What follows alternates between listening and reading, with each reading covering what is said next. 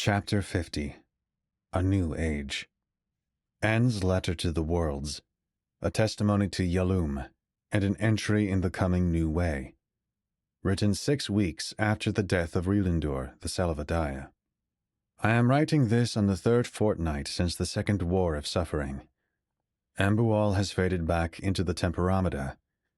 Jai and Payman committed themselves to another grand quest, which was to be Jai's final, as this undertaking has exacted her life as payment.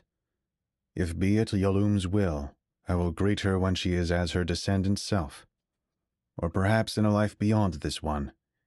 She had cloned the Alpha Commander, Payman, many times over as to send life-giving missionaries across the desolate and devastated Oma for revival of nature and the rejuvenation of the mother tree. They were regularly successful in a majority of regions, and Payman has continued the work on his own. There was no one hero to this story, and I've come to learn and accept that even Parias had aid during his saga. How would he have fared without the Draken's foresight, the Wolf Queen's crafting, the Loch Sage's sealing, and perhaps most crucially, Yalum's grace? I will remain humble, for I know still that I wane in his light. I was handed an army alongside these fortuitous allies. Thus I will abase myself to whosoever may read these learning lines. I am told, and thus far it is evident to be the truth, that greater than a third of both the Omani and Tamas populations have survived the cataclysm. Those without surviving family have been compassionately received by those whose families remained whole. We've bore great witness to the hearts of Oma. I think often of Yindra and Rilindur, as I am sure Eviar does. The Salvadaya has captured our hearts, and though I knew him briefly, it is as though he knew me since before even my conception. I cannot put to ink the sentiment I have for him, but it is sure to reveal itself in time. Eviar was another virtuous hero of our struggle against Tiamatu. I do not for a second believe a day will come when he is not hailed as the mightiest Tamas, no, the mightiest being of Oma. And though most would disagree with my following sentiment, I have forgiven Saba wholly. Any leftover resentment that was clung to my days has long loosened its grip and fallen off. I foster his son now. These Tamas grow slowly, and thus I am grateful to enjoy his innocent presence as an infant and toddler for many moons. Although I am very busy with my preparations for my heading of the Yalumic Temple as the Grand Priest, I of course am gladdened to make time for him. He will know his father as a great warrior despite his misdoings. He will know his mother as his selfless half. I will keep nothing from him, and I will train him well. I've given him the name Koba, so that he may embody both of his late parents. With current progress, by his 5th year, Oma ought to be nearly complete with her rejuvenation. I will begin to show him her beauty then. This is something that I had yearned for when I was young, and thus I will make certain that such an appetite is sated in him. In a few moons, a gathering is to take place to commemorate the heroes of the war, those both deceased and living. I am to be celebrated as the main champion, which is an honor, but not one I can don without acknowledging that I do thus for all that took part. Another event of significance will take place that day. A peace treaty of trade is to be drafted and signed by King Elemanta and the Queen of the Tamas, whom shares a name with the supposed originator of their race. I will refrain from making assumptions, but it may very well be her. This treaty is the first ever of its kind. This will also be the first time in well over a century that the world will bear witness to Her Majesty. Much will come to light on this day. For this, I am eternally grateful that I never gave in, notwithstanding all of the towering adversities and the formidable adversaries whom stood between me and my quest. What brought the most joy to my heart was word that Fasima endured the collision of her home and ours. Her Draking blood is true. She now resides on Kuso, and has since returned to her duties as a guardian of Oma. The creatures of the night have relinquished their short-lived domains, and Sa has returned to us in all of its spectacular glory. The artifacts are no longer in my possession, but I've lost no potency in the abilities they've imparted on me. I cannot surrender any word on their whereabouts. I note these things so that the coming generations may not simper in doubt as to the authenticity of our struggles, as some of us have to those of our ancestors. To the future Omani and Tamas, Train your bodies so that they may not falter, your minds so that they may not be compromised, your hearts so that they may not be corrupted, and your spirits so that your faith never departs from them. Before I dissolve you, my reader, from the purpose of this letter, I shall have a word on suffering. Some of us come to a hardened sum of experience with the notion that we, like the poor and inured fellows of no hope, are all woefully destined and simply living to die. That's all fine and understandable so long that one does not make residence in this state of unfinished work. Let it be known, the truth of the matter is quite the inverse. It cannot be forced or simply thought up either, but it is this. We, so wonderfully crafted, are to be dying to live. You see, that very suffering is an antidote to despair, not the cause of it. When it comes, drink it up. Become intoxicated by it. For God is the host whom pours your libation, and since being a guest in his creation, you mustn't and cannot refuse it. Drink it up, I say. When it is over and done with, he will be pleased with your empty cup, for in seeing it he will know that you've delighted in his hospitality, no matter in what manner it was served. Forever may he reign, the great provider. N. of Essel, Omani wolf, descendant of Parais and worshipper of Yalum. Our little home in the trees of a lonely mountain has held up well, for it being built by a novice, that is. Koba makes no complaints, aside from the occasional sleepless night, but that is to be expected of any infant. I chose this mountain precisely because of the howling wolves. They keep many unwanted solicitors at bay. I believe that we shall dub this hospitable rock Mount Omata, in dedication to that achieved union. Apparently, Tamas infants are raised on milk and will eat meat as soon as 2 years of age. The milk is not of his mother, but I have procured and gathered a small herb of ibex, of bovine cattle species that Tamas ranchers have domesticated for both their milk and flesh. They are similar to our onyx, though Omani only employ onyx for the purpose of labor and transportation, and not for feeding motives. I am certain that ibex much prefer fresh green grass over their foraging under the sands for the pastier strain. Yes, this is evidenced in the plumpness of my stock as compared to those I've seen in the desert. The milk of this species has very much pleased Koba, as I am confident their meat shall some day.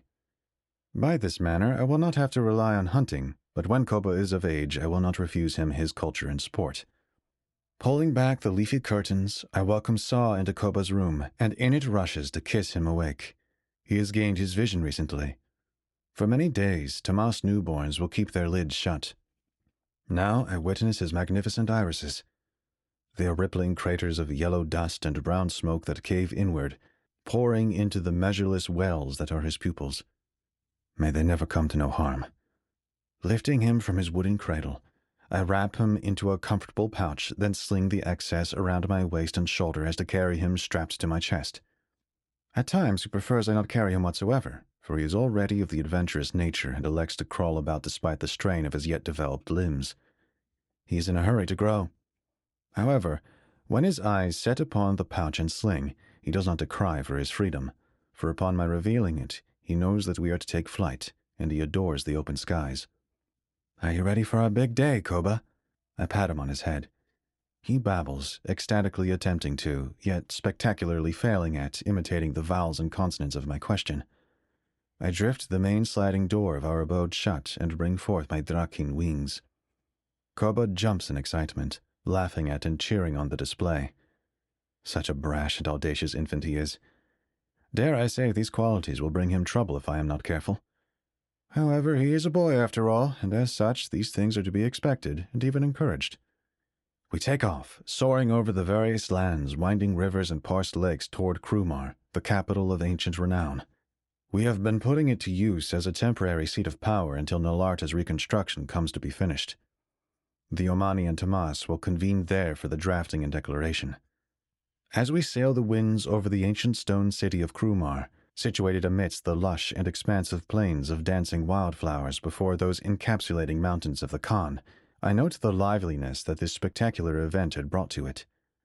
Gravitated to the attraction, merchants, warriors, smiths, and artists of all ages and of both Omani and Tamas origin have flooded the city, erecting displays of multi-ethnic bazaars, art exhibitions, crafting stands, and stages fit for congenial duels.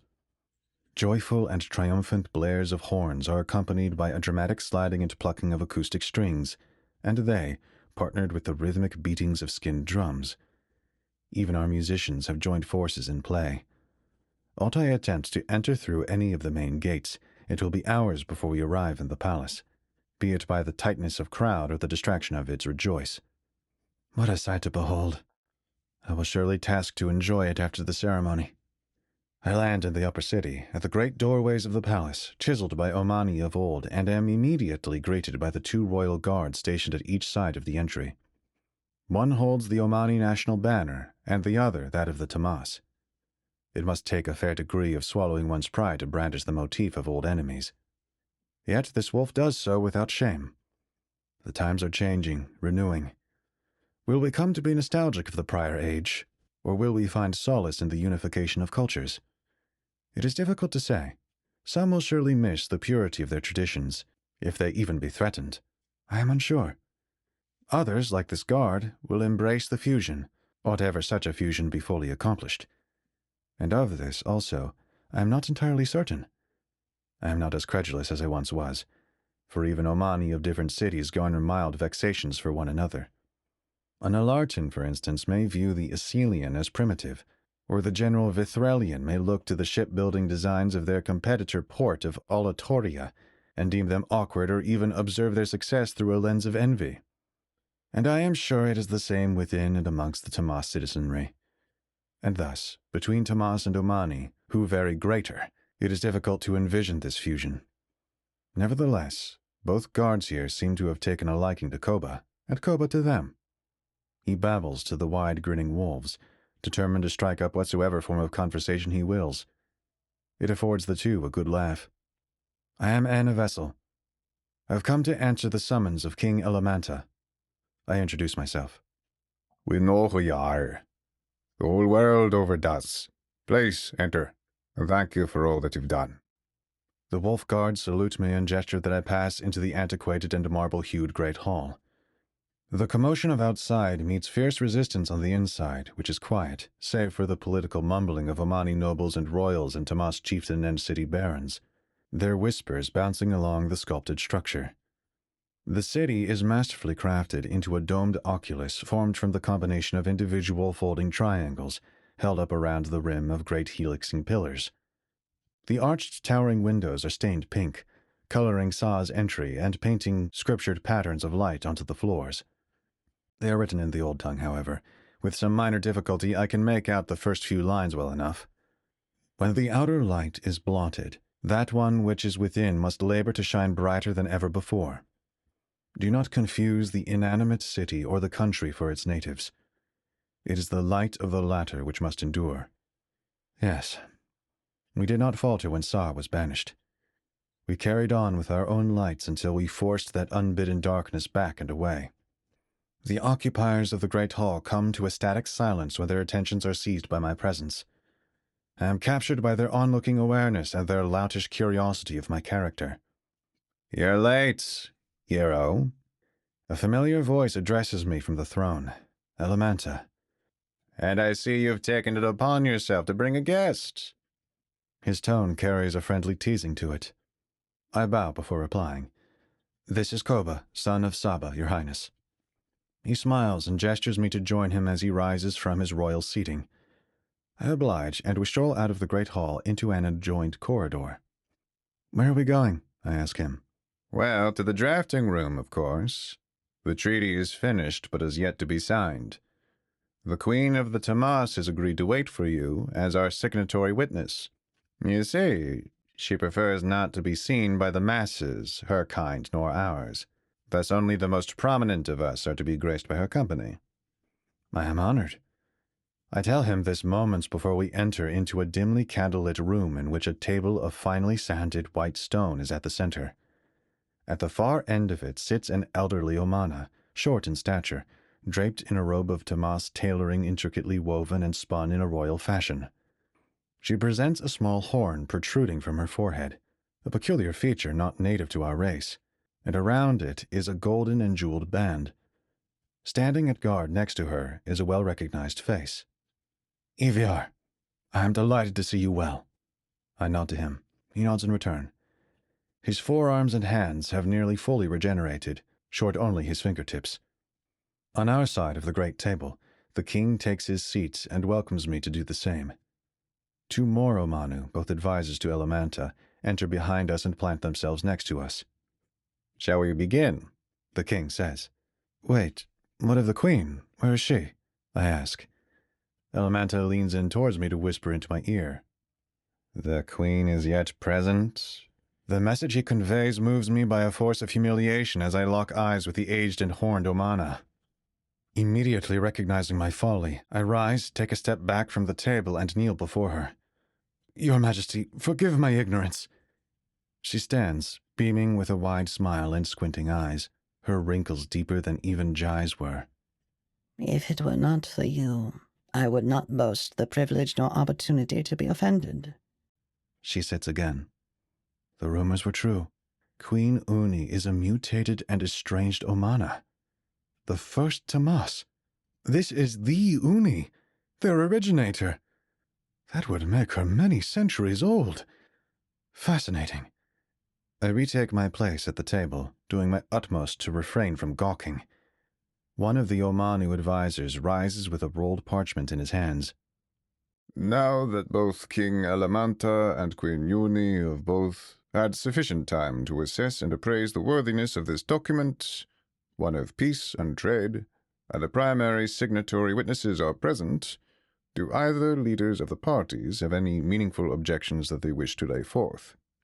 Objections, no. Conditions, a few. The queen speaks. Name them. Elementa responds without waste, nor does he imply haste. We will honor the treaty only ought a sufficient redrawing of our borders take place. We do not ask for much, only that a farmable piece of your prairies is given to us. This, or a portion where the jungles meet the sands, so that we may clear them in part and aerate them in order to work the lands. For our entire existence as a kingdom, we've been confined and condemned to the most extreme of regions, deserts and frigid tundras of Kalistas. Much of your fields are unoccupied. Let us farm them, or give us a share of the jungle west of the Sutama stream. And in exchange we shall have more to trade with you. This can be arranged. As for your other conditions, Elementa casually grants her their first. We propose a joint financing of a road connecting our capitals, as well as any cities between them. It will be a considerable endeavor, but one we can ultimately achieve together. Let us call it Oma's artery, for it will transport vital resources between her greatest organs. Very well. Such a road will act as a fluid medium of commerce between us, and thus both kingdoms stand to gain from it. I will not refuse it. Again, Elementa agrees. Precisely, and it will do well to incentivize new towns and cities to spring up alongside it. Queen Uni dips her head in a gesture suggesting that the 2 monarchs understand one another fluently, by tongue and by mind. And the third? The king asks. The ancient queen points to me. No, more particularly to Koba. This child is not of your purity. He will not fare well amongst the full bloods of your society. As I was banished all those hundreds of years ago, so, too, will a similar fate stain this one. Our stocks are too culturally contrasting of one another. Perhaps we may never live harmoniously together in shared civility.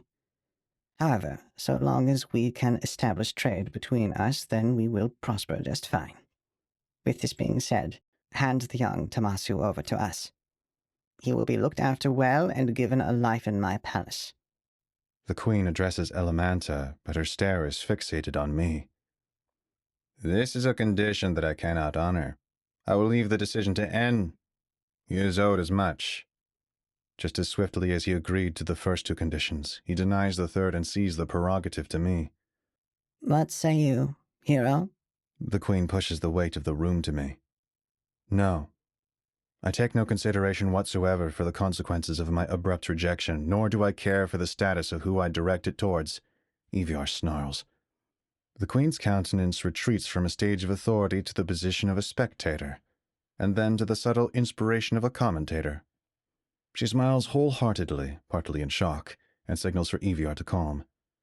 You care deeply for the child, do you not? She asks me. I do. His late father was both my friend and my nemesis.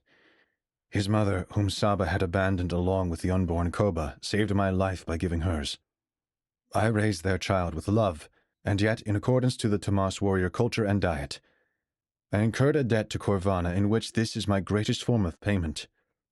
I stand firmly, prepared for anything, prepared to stand my ground or to flee, prepared to debate my right or to slander hers, prepared to do whatsoever it takes to leave these walls with Koba, who has fallen into a deep and sudden slumber, not uncommon of infants. The Queen says nothing for some time as she lets the air fill with tension. So be it. This condition we can do without. Bring me the treaty. She's come to her final decision. My heart had almost left me. I sigh in a deep relief. The two advisors make the necessary amendments to the document so that it may include the two agreed-upon conditions, and they place it in front of the Queen first. She signs it. Eviar signs as her witness. The King signs, and I sign as his witness. The main of the declaration outlines that the creation of a new coin to facilitate fungible trade between the two kingdoms will come into production. It will have a similar composition to the Lok and the Tauros. The old coins will continue to circulate until they've made their passage to either of the kingdom's treasuries, where they will be resmelted into the new format under the purview of representatives from both of the councils. They are to have King Elemanta's likeness on one side and Queen Uni's on the other. It will be the first mass depicting of the Queen. The coinage shall be dubbed Loros, in favor of both monarchies. The second agreed-upon development is that all ports, Tomas and Omani alike, must now be open to one another. Go. Present it to the world now. I grow tired from my trip. I am glad to have met you, En. Rising, she bows as low as her old age will allow. I return the gesture. Yes. Let us announce the treaty and reward our heroes. The king orders us to depart for the celebration. Just then, a thought struck me as though of great importance, though it is mere sentiment that drives it. Before we do so, I have a request, if you would both honor me in hearing it. Speak your mind, champion, Alamanta says to me. Queen Uni nods in her approval. The ranges in the Khan, those unnamed adjoining around Mount Mymoth. May I suggest we name them after my late rival and friend? I put forth their name as the eastern and western Sabarian peaks. To my astonishment, both Queen Uni and King Alamanta observe my request of tribute as one they agree to distinguish. It shall be thus, he says. Let it be known, she says. The crowd is like none I've seen before it. It is as vast as the unified army and as cheerful as the audiences of the great arena. The saw-lit and vine-wrapped gardens of hedged bushes and tamed floral arrangements behind the Krumarian castle make for a faultless setting. Well-preserved ancient trees and legendary monuments of times long past have miraculously survived the Second War of Suffering and now serve to inspire us with their beauty on today's historic relevance. I stand hidden, as per the order of Elemanta, along with Eviar and Payman, behind the blind of a one-way veil. We may see the crowd, but they cannot see us. The king waves to the massive assembly below him from his high balcony of golden-trimmed alabaster. They greet him well with cheers of triumphant joy. Lend your ears, all of you in attendance. He allows some time for the bustle and chatter of the crowd to fade. We have accomplished much. We have united foes. We have felled a god. We have denied death his claim and revived our spirits. However, such victories did not come without cost. The price was not nil. Far from it. Alamanta waits for the tension to build and for the heed of all present to become undivided and fixed. No. A great price was paid indeed. It was both the bare minimum essential and the brunt maximum of what we could endure all at once. What was required of us was what we gave. What was asked of us was answered in earnest. Our united army was all but annihilated. We were beaten, bruised, broken, and far from whole. But not before defeating the foul Amharam and his wicked summonings. Both the Omani and Tamas know of the esteemed Alpha who had banished the terrible Necroshift from our realm. He was Yendra, the Thunder Wolf. Through his skill and cunning, and by his noble benevolence, he took with him that most fiendish creature of the night. His offering of life is received and not taken for granted. May he be reborn again. The king allows for applause before continuing. We were left with 6 brave and formidable warriors to carry the torch from that point forward. 3 of whom also gave their lives for all of us here today. Perhaps the most vital of them was he who was deemed the Salvadaya of the Tamas, and a figure who was curiously the light-bearer of an Omani prophecy. He was Rilindor of the Zithori clan. Without his bout of suffering with the god, that prophecy may have never seen fruition. We are indebted a great deal of our triumph to his knowledge and application of a wisdom which was otherwise lost to many of us.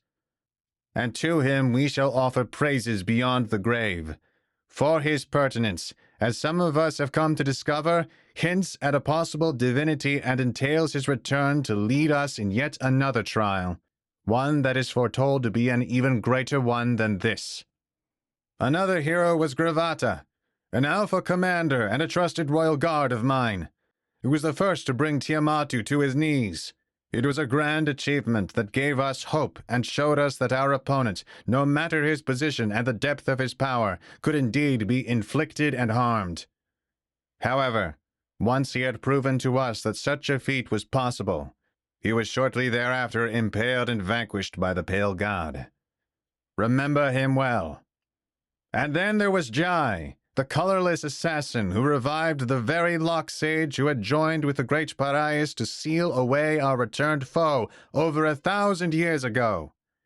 In defiance of her old age, she had endured long enough to give her last drop of to clone Payman's missionaries of life. These 3 heroes were critical and essential to our victory. May they each be reborn again. And now for the heroes that survived. One is the aforementioned Payman, another Alpha commander. I've long cherished Payman for his deeply reflective advice, his good-willed nature, and for his life-giving ability. Time and time again, he has acted as a cushion for our fall. May we now receive him as warmly as he has received us. The king welcomes Payman from behind the veil. The crowd erupts into applause. Another champion of the war is of a stout military prowess and of a pinnacle status. But he is not from these lands.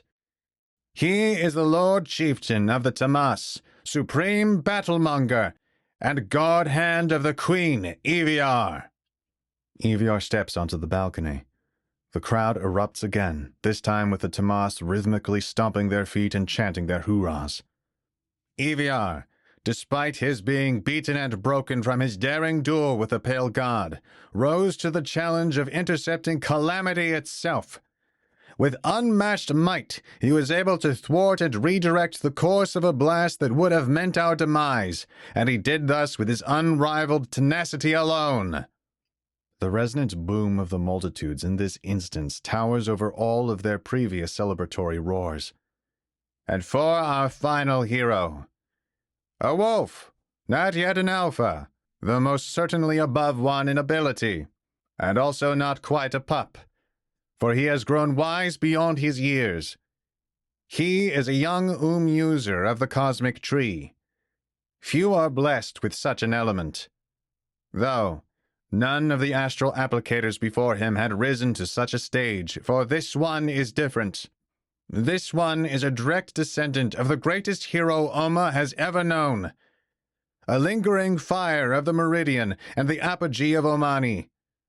Cherish him, for since the onset of his journey, we held him to be a rogue worthy of our animosity. How carelessly we had succumbed to our own rumors. No more, I say. It was us, every and all, who acted discordantly towards the hushed hero, who is silent no more. He is En of Essel, Drakin of Oma, and denier of Tiamatu's doctrine of suffering. Show your face so that the world may know the warrior who delivered the final blow to the immortal." The king's voice echoes through the grand courtyard, anticipation hanging in the air.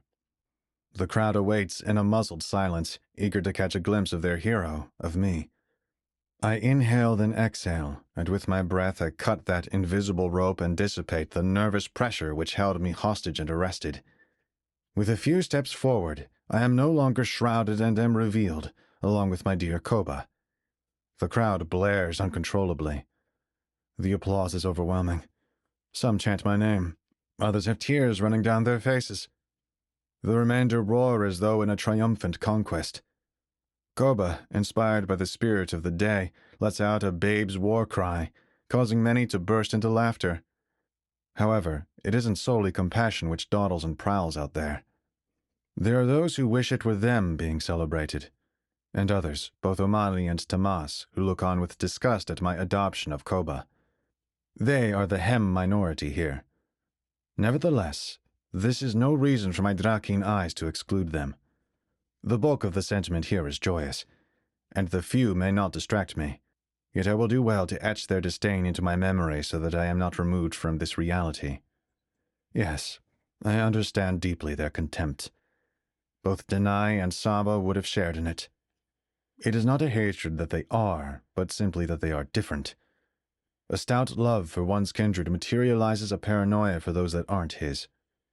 It is ingrained and it is innate. However, it is not a random Tamasu that I have taken in. It is a dear and late friend's child whom I have adopted.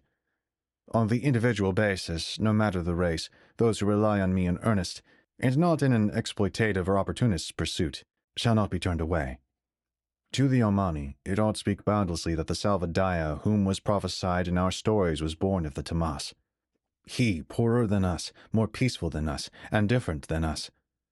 Let it then be a lesson from Yalum, that though we do not necessarily need feel a compulsory acceptance of one another, we ought not develop a senseless resentment either. Judge by the stock for the sustaining of your culture until disproven by the individual, I say. The king continues. Recognize these warriors. Strive to be like them. With their resolve, they ushered in a peace that we had never dreamed could be seduced by our welcoming of it alone. It has accepted our invitation, drank our wines, and made itself at home. It is here to stay. A new era has dawned. May it reign forever. By the conclusion of King Elementor's grand speech, the sky above us is colored in festive illuminations and lingering sparks. The air brims with the vibration of merrily blown horns, and the crowd cheers with drunken salutes, hailing the new age. It seems that there will be little repose for me tonight. The festivities and indulgences that accompany the celebrations have some say in that matter. But another phenomenon grips my restlessness. Tiamatu is sealed, yes. But what of the sword and the artifacts? There is much time between now and his next attempt at escape. This is true enough. However, I'd rather not leave it to chance that my descendant at that time will be competent in his duty. As I had mentioned in my letter to the future generations, the whereabouts of the relics have been determined, and yet I hesitate because it is my belief that any measures we have taken or may take, for that matter, may yield unforeseen consequences. I bring this dilemma to Fasima, as I cannot sleep. And she does not sleep. Rest assured, with the second defeat of Tiamatu came the revival of a long-lost belief and faith. Across all of Oma, Omani and Tamas alike search for the truth of origin. Yalum has made an internal impact upon their hearts, and coupled with this revival will be an era of Omani and Tamas that know their ancestry, their history, and their God. Had I instruction, I would have long ago retold his story as it relates to Oma. But for brief, I will enlighten you now. The gods, Mal and Ninmir, are not true gods, but by meaningless title alone. And the same may be said for Tiamatu. They've only claimed such positions because of their immortal yet gifted properties. They are lower archangels, placeholders of suffering and joy. They've been appointed by Yulum himself and rebelled in more ways than one against their maker. Yulum sought a hierarchy to support his pinnacle absoluteness. Though he did not heed them, he still chose to form them for reasons beyond our understanding, as he had chosen to form all that is.